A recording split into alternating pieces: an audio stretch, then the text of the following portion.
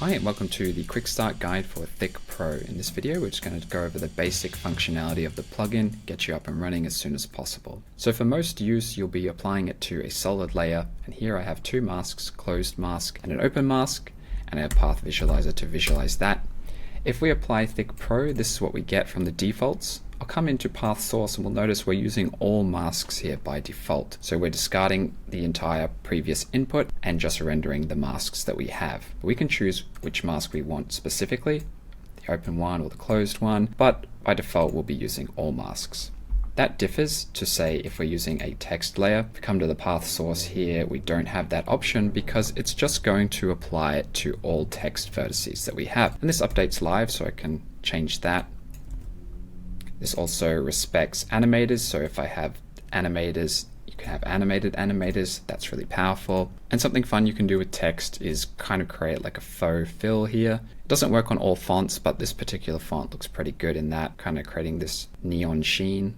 And then the other kind of layer you'll be using it on is a shape layer. So here we have a shape layer, and in this shape layer I actually have a polystar and a shape. But if I turn on Thicc Pro, we're going to get a warning saying we can't read the vertices from parametric shape presets. We'll see that we are indeed stroking the shape here, but if we turn that off, we can come down to our polystar. Once you've set the particular values that you want in this polystar, such as the number of points, we need to right click and convert that to a Bezier path for us to be able to use. Then we turn the effects back on, and there we have our polystar.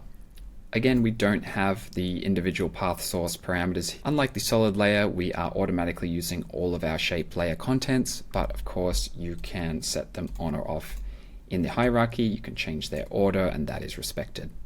We also have a fourth kind of layer source, that is the light path, but we won't have time to talk about that in the quick start, so check out that specific video. Back to our solid layer, let's have some fun, let's make it fat. And the fatter we make it, we can see that we have this more obvious circular sweep going on here, and that's to do with the pen style. So we have two 2D pen styles, flat and round, and then we have a 3D pen style here. I'm just going to quickly go turn that on. You can see we actually have real 3D geometry. It's intersecting. If you have a camera, you can orbit it. It's really cool and fun. But if we were to say make this flat, we don't have so much of that circular brush sweep going on, and we can also change this to a butt cap. Let's go ahead and look at the width modulation controls. By default, we're set to none, so we have a constant width for our path. We can change that to start and end, so it starts at 100%, ends at 0. You could change that.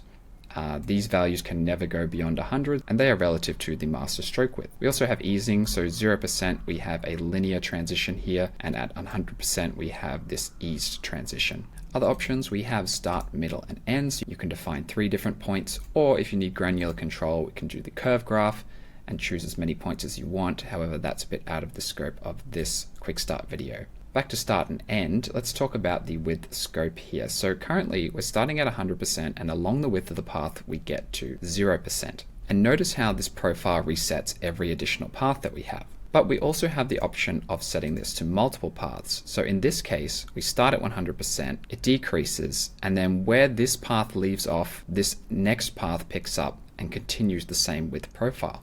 And this is determined by the order of the masks. In addition, this is also determined by the starting vertices, so you can actually change this. You can right click, mask and shape path, set first vertex. So that allows you some additional control. Furthermore, we can come down to trim paths here, and just watch what happens when I drag the trim end. We can see that the trim end is being applied after the width profile has already been established. However, what we can do is set this to individual trims, and now what happens is that the width profile is applied after the trim path. So we can see that the trim path is modulating the width profile. But we can even do one further than that. We can come down to dashes. I'll enable that, maybe reduce the gap, increase the dash. We can actually set the width scope to individual dashes. So now we have start and end. Actually, I'm going to make it start, middle, and end for some absolute craziness. Increase the size of the dash, add some width easing, and now we are applying this width profile to each individual dash. Just for visual harmony, I'm going to come down to the color and opacity and change the gradient scope to individual dashes. And now we're applying gradients to each individual dash rather than the entire profile. So the concept of scope applies to the width modulation as well as the gradient. Now taking another look at the pen styles here. If we change this from flat to round, we can see that we have this round cap by default. We also have a projecting cap. So what a projecting cap does is it projects the geometry by the stroke radius. Because the width starts off very thick on this end, it's projecting it much further. And because we're getting to 0, or even say a lower value of 5, we're actually not projecting that very far at all. If we come to flat, we actually have the butt or projecting cap. So butt gives you the straight edge and no projection. Projection gives you the projection, and round gives you the hemisphere end. If you'd like a visual guide for all the different fun combinations you can come up with all these options, come down to About and Support, Get Support.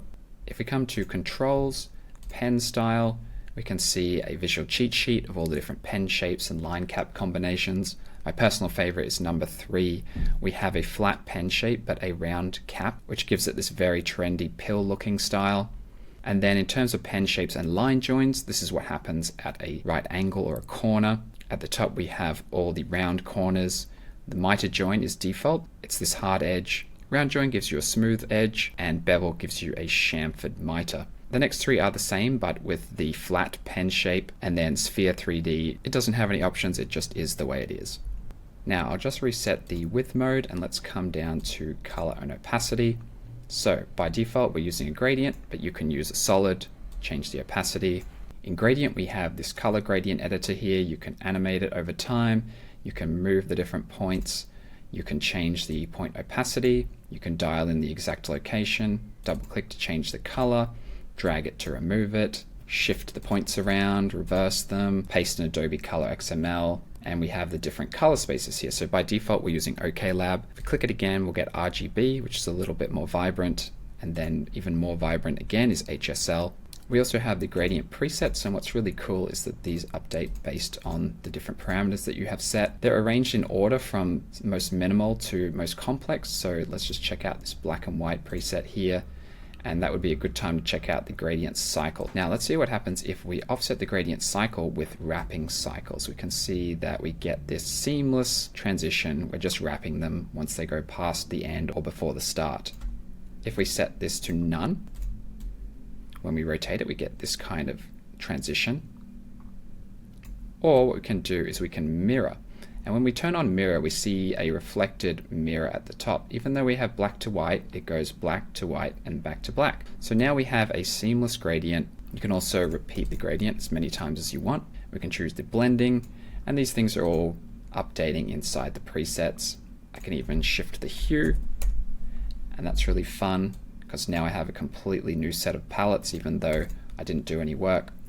Let's have a look at the iPhone 5C color here, and we'll note this one is not looping.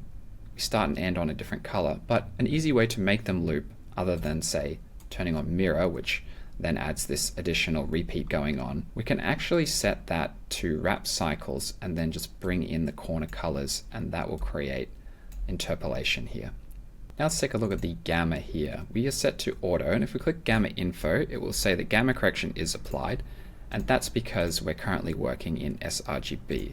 So the colors are going to look better with gamma correction. If we set this to off, it doesn't look too bad in terms of these particular colors, it just depends on your palette. So for example, if I went to gradient presets rainbow, you can see we're getting these quite muddy colors here with no gamma correction. If we set that to auto, that's much better. We can also come in and choose custom. You can punch this much higher than it should be, and it gets this interesting effect. Or we can set this to as low as it possibly goes. And with the 3 primary colors, we can see that we have this enormous black hole in between each color, but that can create some very interesting effects. I'll reset that. You shouldn't really have to worry about it if it's set to auto unless you want to create some stylized results. Trim paths, we already talked about that, but we have the option to trim them simultaneously or individually. So currently they're being trimmed simultaneously, but if you want to, you can actually add a stagger so that the first one trims a bit before the second one. But because we don't have an animated trim start or end, that doesn't actually have any effect until you have more than one keyframe. If you are trimming individually, you can change the order based on the paths themselves, or change the order here. You can randomize it. Dashes we already talked about, and finally repeater. So for repeater, I'm just going to make this path a lot thinner so we can see what's going on here. If we enable the repeater, we are generating additional copies. And for each additional copy that we generate, we have offsets. So for example, I might want to offset it 150 pixels. The initial path isn't modified. The first copy will be receiving 150 pixel offset on the x-axis, and each subsequent copy is receiving additional. We can see that there with X and Y. We can also do some other fun things such as offset the path source per copy. And again, this will only have an impact if your path is actually animated. Mine isn't. We can increase the width exponentially with a percentage base or linearly. You can also reduce it linearly. You can change the opacity, the hue shift, gradient cycle. And again, that's respecting the gradient repeat mode, so I can mirror that to make it seamless. We also have 3D transforms, which is really fun. So very powerful. We'll go into that in more detail in another video. That is the basics for Thicc Pro. If you want to know more, check out the in-depth guide or other videos, and I hope you enjoy playing around with it.